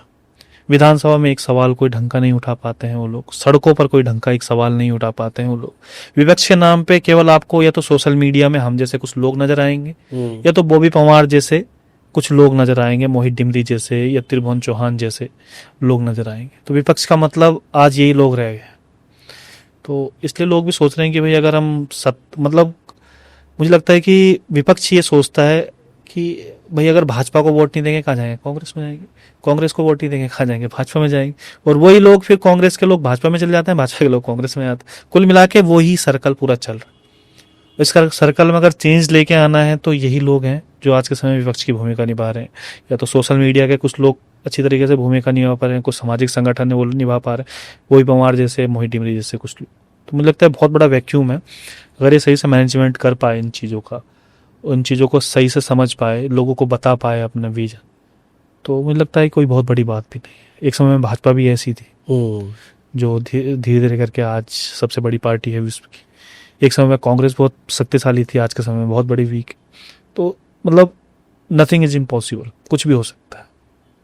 अच्छा, मैं आपका एक पोस्ट देख रहा था पेयजल निगम से संबंधित एक मामले को लेकर, आपने भूख हड़ताल की बात कही थी, तो मैं जानना चाहता हूँ क्या मामला था वो, क्या भूख हड़ताल में बैठने के लिए तैयार है? एक्चुअली मोल भाई ऐसा है कि हम लोग ना इन्वेस्टिगेशन पत्रकारिता करते हैं, हम लोगों ने ग्राउंड पत्रकारिता बहुत करी है। तो मुझे लगता है कि आजकल की जो नई जनरेशन उन्हें भी इन्वेस्टिगेशन पत्रकारिता करनी चाहिए। एक तो उसमें सीखने को बहुत कुछ मिलता है, आपके पास पूरा डेटाबेस होता है, आपके पास सत्यापित प्रतियां होती हैं उन सब चीज़ों की। तो मुझे लगता है कि करना चाहिए। आपके मूल सवाल पे आता हूँ तो आरटीआई के माध्यम से हम लोगों ने एक महाभ्रष्ट अधिकारी, कम से कम 100 करोड़ की उसके पास प्रॉपर्टी है जो हमारी नॉलेज में है देहरादून के अंदर। अच्छा।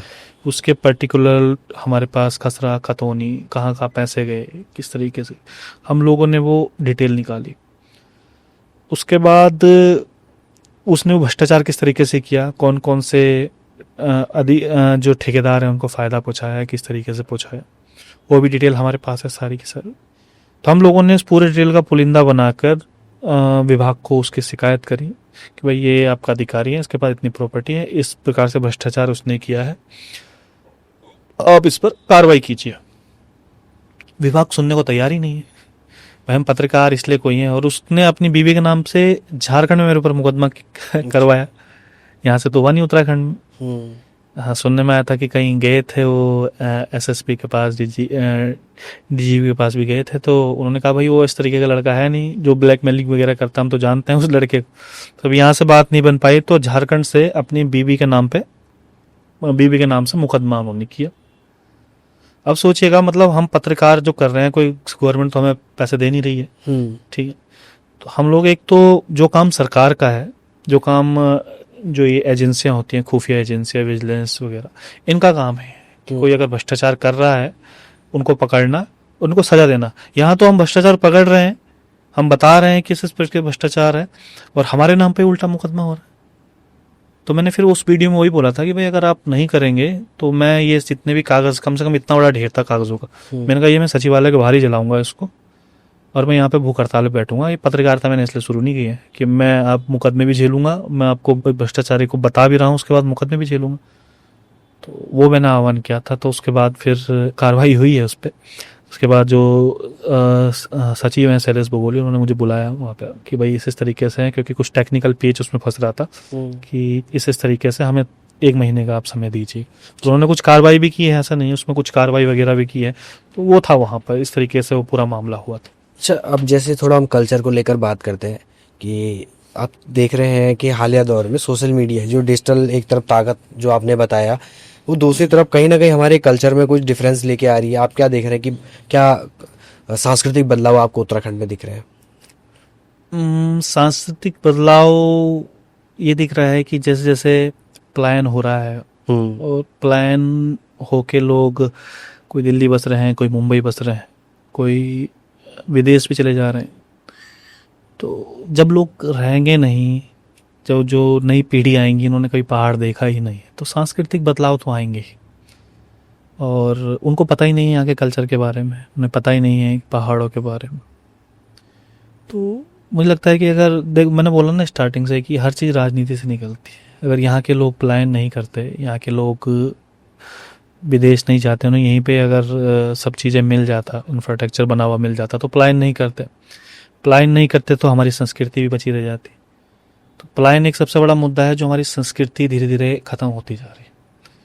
और मुझे लगता है कि अगर अपनी संस्कृति को बचाना है तो एक अच्छी सरकार लानी ज़रूरी है, और अच्छी सरकार लाने के साथ वो जब इंफ्रास्ट्रक्चर डेवलप करेगी, जब यहाँ के मूल जो मुद्दे हैं उन पर काम करेगी, तो संस्कृति भी अपना बचेगी।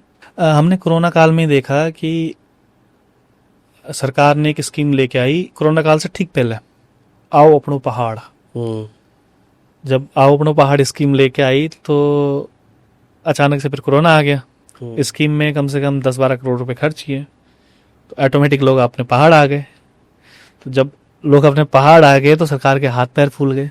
सरकार ने कहा यार आओ अपनो पहाड़, हमने बता तो दिया, लेकिन हम इनको रखेंगे कहाँ, रोजगार क्या देंगे, सब चीज़ें क्या देंगे। जो हमारी आमदनी है वो तो जो बाहर से पैसा आता है उससे हमारी आमदनी है। ये रियल बात बता रहा हूँ मैं, सरकार किस तरीके से काम करती। यहाँ की सोर्स ऑफ इनकम है वो तो या तो खनन से आता है, शराब से आता है, जो बाहर से लोग हैं उनसे आता है 50% पैसा जो यहाँ से आता है। तो सरकार के हाथ पैर फूल गए। तो लोगों ने सवाल किया भाई जो आप बुला रहे थे आओ अपनो पहाड़, तो चलो कोरोना आ गया इसलिए लोग सब अपने पहाड़ आ गए, तो उसमें आपने किया क्या? जब आपने 10-12-15 करोड़ रुपए खर्च किए हैं, इतना सारा आप लोगों ने कंपनियां, बोला था कंपनियां को, आपके पास कोई रोड मैप तो होगा। सरकार देखो किस तरीके से काम करती है। फिर सरकार ने बोला यार अच्छा ऐसे करते हैं, जो सुदूर पहाड़ में रह रहे हैं उनको हम 25% सब्सिडी देंगे, जो मीडियम पहाड़ में रह रहे हैं उनको हम 20% सब्सिडी देंगे, और मैदानी इलाकों में हम 15% सब्सिडी देंगे, जो रोजगार खोले। हालांकि वो हुआ नहीं उसमें, क्योंकि ये जो सब्सिडी हो तो बैंक देगा आपको। ये टेक्निकल पॉइंट है जो लोगों को समझना बड़ा जरूरी। तब लोगों ने उनसे सवाल पूछे कि भाई आप 20-25% सब्सिडी देने की बात कर रहे हैं, कितनी सारी योजनाएं पहले ही उत्तराखंड में है जो 35-40% सब्सिडी दे रही हैं ऑलरेडी, उसको तो आप धरातल पर उतार नहीं पाए, और आप कह रहे हो कि हम 25% सब्सिडी दे रहे हैं, तो डिक्रीज कर रहे हो, इंक्रीज क्या कर रहे हो?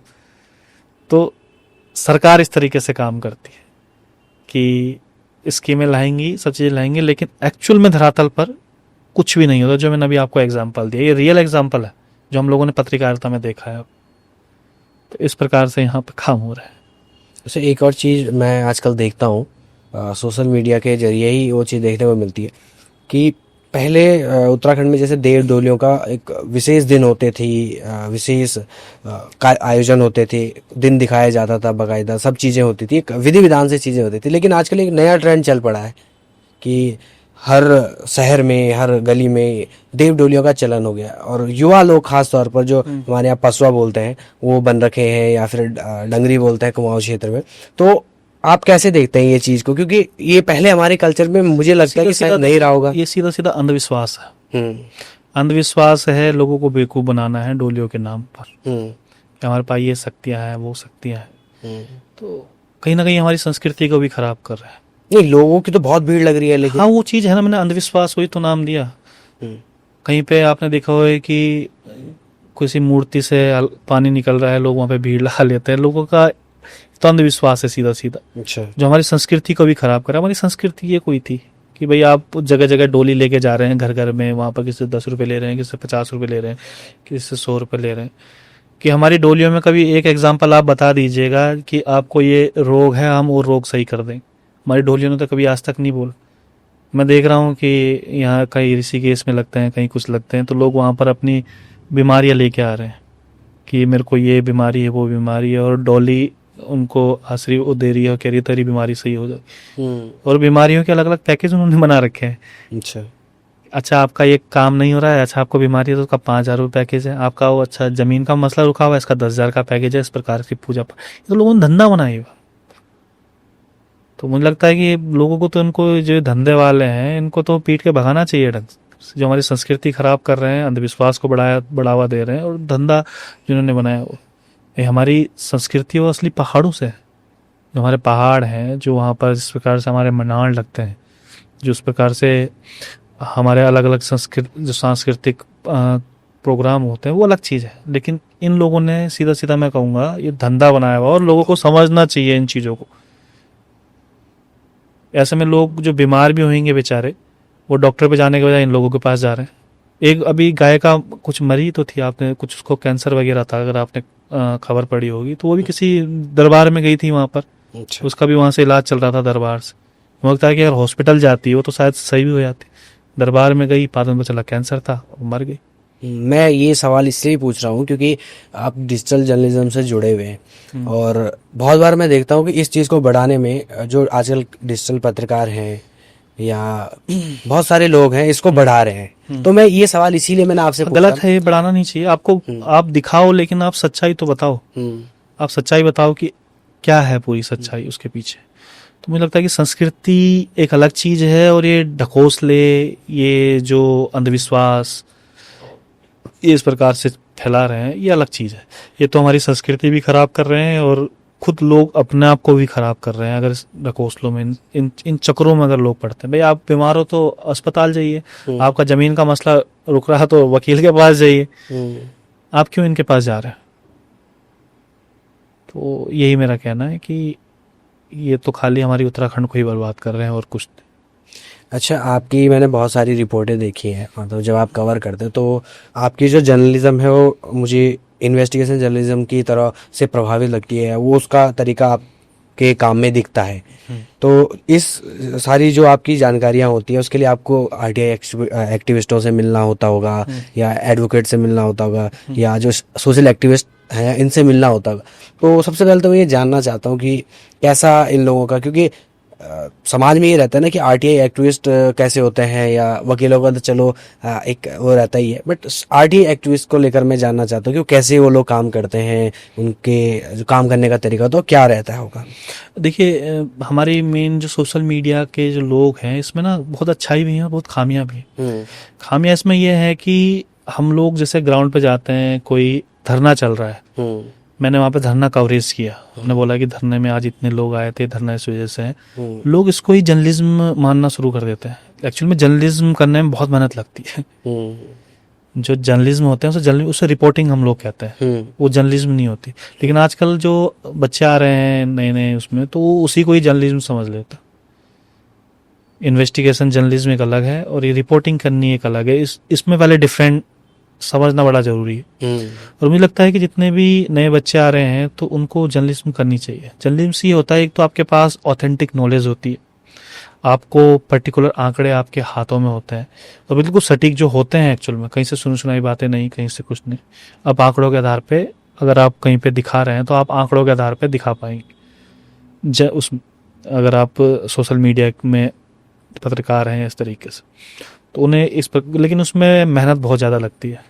आपको अगर आरटीआई लिखनी है, आरटीआई लिखनी कोई मतलब बहुत बड़ी बात नहीं। आपने बोला कि एक है कि आरटीआई एक्टिविस्ट है, कोई बड़ी बात नहीं। आजकल सोशल मीडिया पे आप यूट्यूब अगर सर्च करेंगे तो यूट्यूब में साफ पता दिखा देगा कि आरटीआई किस तरीके से लिखनी है। सिंपल सा लिखना होता है, उसमें 30 दिन का वेट करना होता है, उसके बाद अगर नहीं होता है अपील लगानी पड़ती है। तो मुझे लगता है कि आरटीआई एक्टिविस्ट तो हर आदमी को होना चाहिए, जो समाज में कुछ चाहता है या समाज में कुछ गलत दिख रहा है तो होना चाहिए। और लोगों को सीखना चाहिए कि आरटीआई किस तरीके से लगती है, क्योंकि मैं देख रहा हूँ कि लोग आरटीआई लगाते नहीं है। लोगों को पता तो है सब, अगर संविधान ने आपको कोई अधिकार दिया है तो उसका फायदा उठाइए ना। 10 रुपये तो लग रहे हैं आपकी जेब से, और अगर आप बीपीएल उस श्रेणी में तो आपके वो पैसे भी नहीं लगते। तो एक तो आपको उससे नॉलेज मिलेगी, आपको जानकारियाँ मिलेंगी, ठीक है। उसके बाद आप अपडेट उससे रहेंगे और आपको पता चल पाएगा कि एक्चुअल में क्या है, दस्तावेजों में क्या है। और दूसरा सबसे बड़ा फायदा इसका ये होता है कि हम लोग जैसे हैं, हम लोग केस से नहीं डरते हैं कि हमारे पास केस हो जाएगा हमारे ऊपर, क्योंकि हमें पता है कि हमारे पास प्रूफ है। अभी मैंने कहीं पे कुछ भ्रष्टाचार हुआ है, मैंने सुना है, और मैं बोलने लग जाऊं किसी विभाग से या किसी के, भाई आपने भ्रष्टाचार किया, तो वो बोलेगा भाई नहीं किया है। लेकिन अगर हम प्रूफ के साथ उससे बात करेंगे कि भाई ये प्रूफ है, ये आरटीआई में आया हुआ है, तब उसे डर लगेगा, क्योंकि उसे पता है कि वो कल के दिन कोर्ट में भी जाएगा और कोर्ट में भी आपको सबूत ही मांगा जाएगा। तो मुझे लगता है कि हमें बोलने से ज़्यादा इन चीज़ों पर फोकस करना चाहिए। जो हम लोग इन्वेस्टिगेशन करते हैं या इस तरीके से उसमें फोकस करना चाहिए, तब जाके हमें जर्नलिज्म उस तरीके से करनी चाहिए।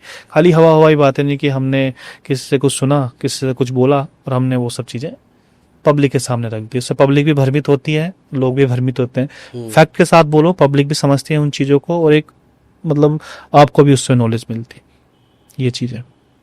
अब जैसे मैं अब आपसे काफ़ी सारे मुद्दों पे मैंने बातचीत करी, इसके अलावा मैंने एक और चीज़ से आपका मैंने देखा, आप जब रिपोर्टिंग करते हैं या फिर आपकी जो जर्नलिज्म का वो पार्ट रहा है, मैंने आपका देखा जो शिक्षा विभाग है, शिक्षा विभाग को लेकर भी आपने बहुत सारी रिपोर्ट कवर करी, तब चाहे वो गलत तरीके से ट्रांसफ़र का हो या नियुक्तियों का हो, शिक्षकों की कमी है।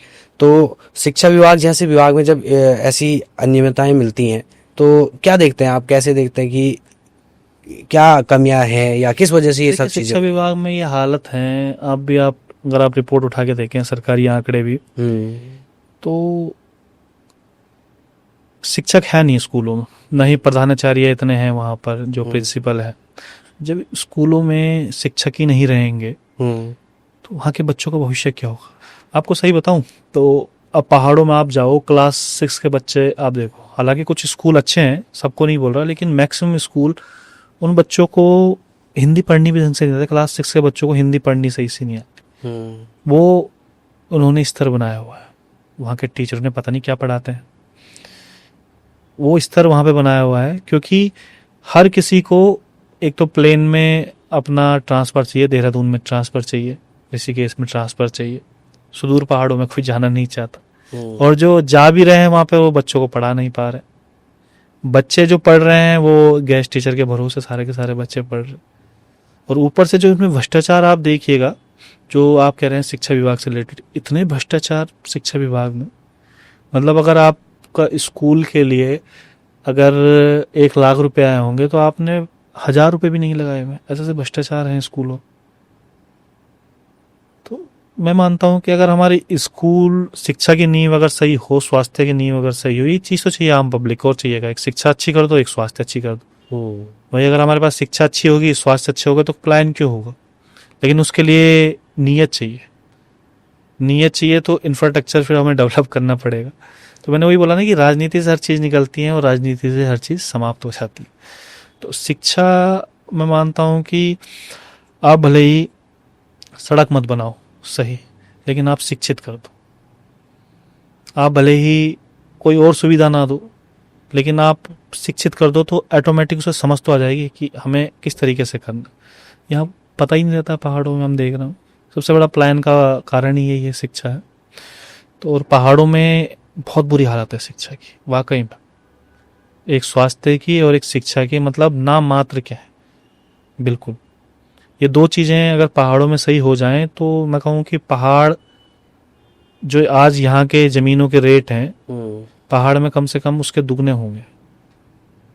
आने वाले समय में होगा शायद, कुछ डेवलप करेंगे यहाँ के लिए। जरूर सरकार इन पर काम करना चाहिए। अच्छा, आपने UKSSC के अध्यक्ष मर्तोलिया जी का भी आपने इंटरव्यू किया है, तो जो आपका, क्योंकि आपने बहुत सारे घोटालों को खुलासा किया, तो उनसे लेकर हमको कुछ विशेष बात हुई हो, तो अगर आप कुछ बताना चाहो उससे रिलेटेड। देखिए, हमारे पास ना बहुत सारे बच्चों के मैसेज आते हैं कि सर आप UKSSC कब जा रहे हैं, क्योंकि कई भर्तियां पेंडिंग में होती हैं, कई भर्तियों के रिजल्ट आने होते हैं, कई भर्तियों के अध्याचन निकलने होते हैं।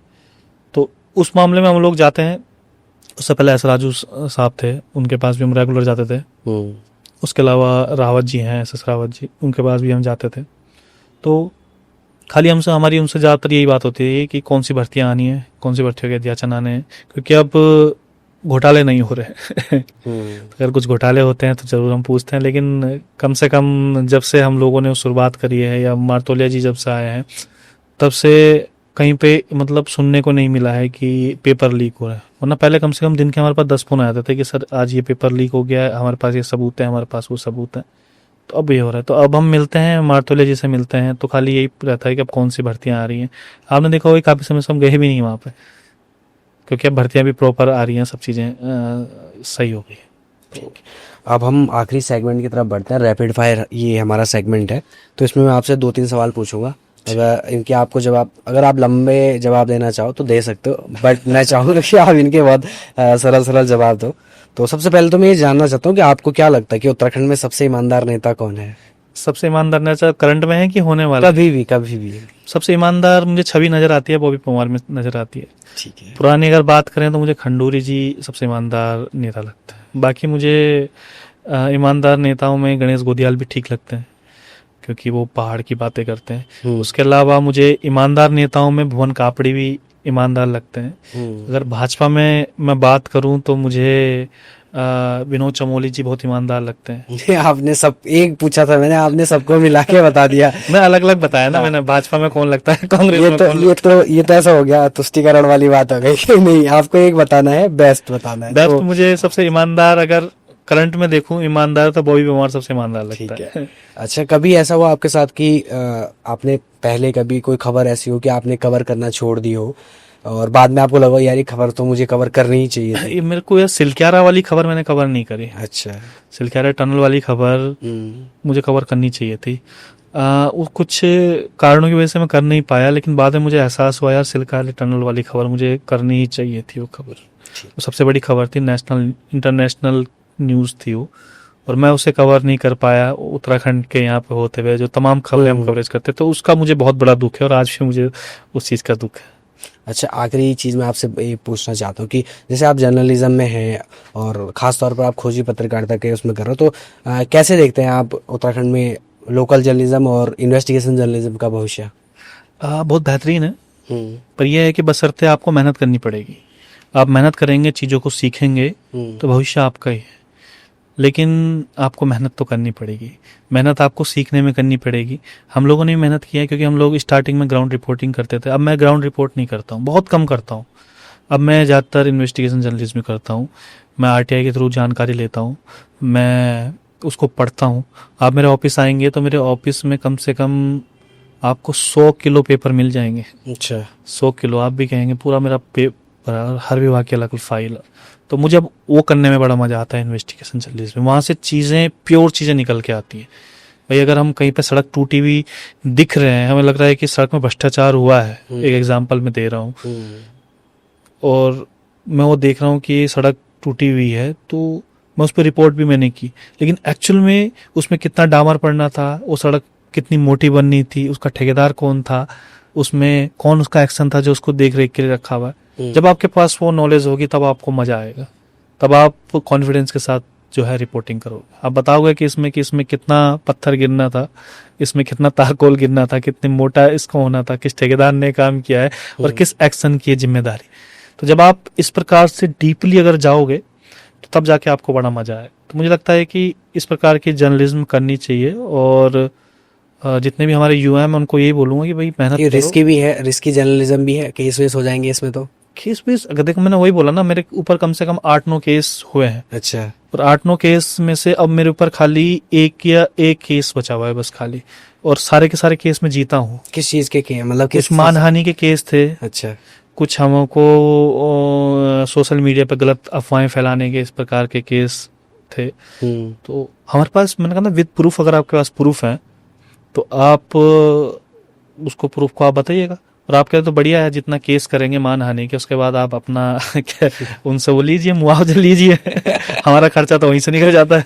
नहीं, लेकिन कई बार लीगली भी है वो। डिजिटल जर्नलिज्म में ये दिक्कत तो रहती है कि अब ऐसे लोग भी डिजिटल जर्नलिज्म में आ रहे हैं कि मिनिमम रिसोर्सेज के साथ लोग पत्रकारिता करने जो आ रहे हैं। अगर वो फंस गया आपकी इस टेक्निक से तो क्या होगा? फंसेगा क्यों?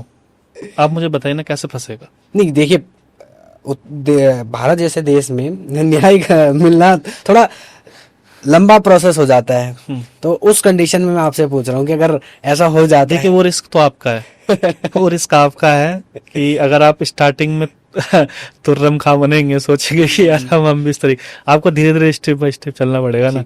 हमने भी पहले स्टार्टिंग में ऐसा नहीं है कि सीधा आरटीआई लगाई और वो हमने स्टार्टिंग में ग्राउंड पे गए, ग्राउंड में देखा, अधिकारियों से मिले, कुछ दोस्त बनाए, कुछ दुश्मनी भी बने, तो धीरे धीरे करके हम लोग उठे। तो आज के समय में अगर हम पे कोई केस होता है तो हमारे पास 100 लोग पीछे खड़े होते हैं जमानत के लिए, हमारे पास 100 लोग पीछे खड़े होते हैं पैसा लगाने के लिए। हमने वो चीजें कमाई है लोगों से, ग्राउंड रिपोर्ट हमने की है, वहां से हमने लोग कमाए हैं।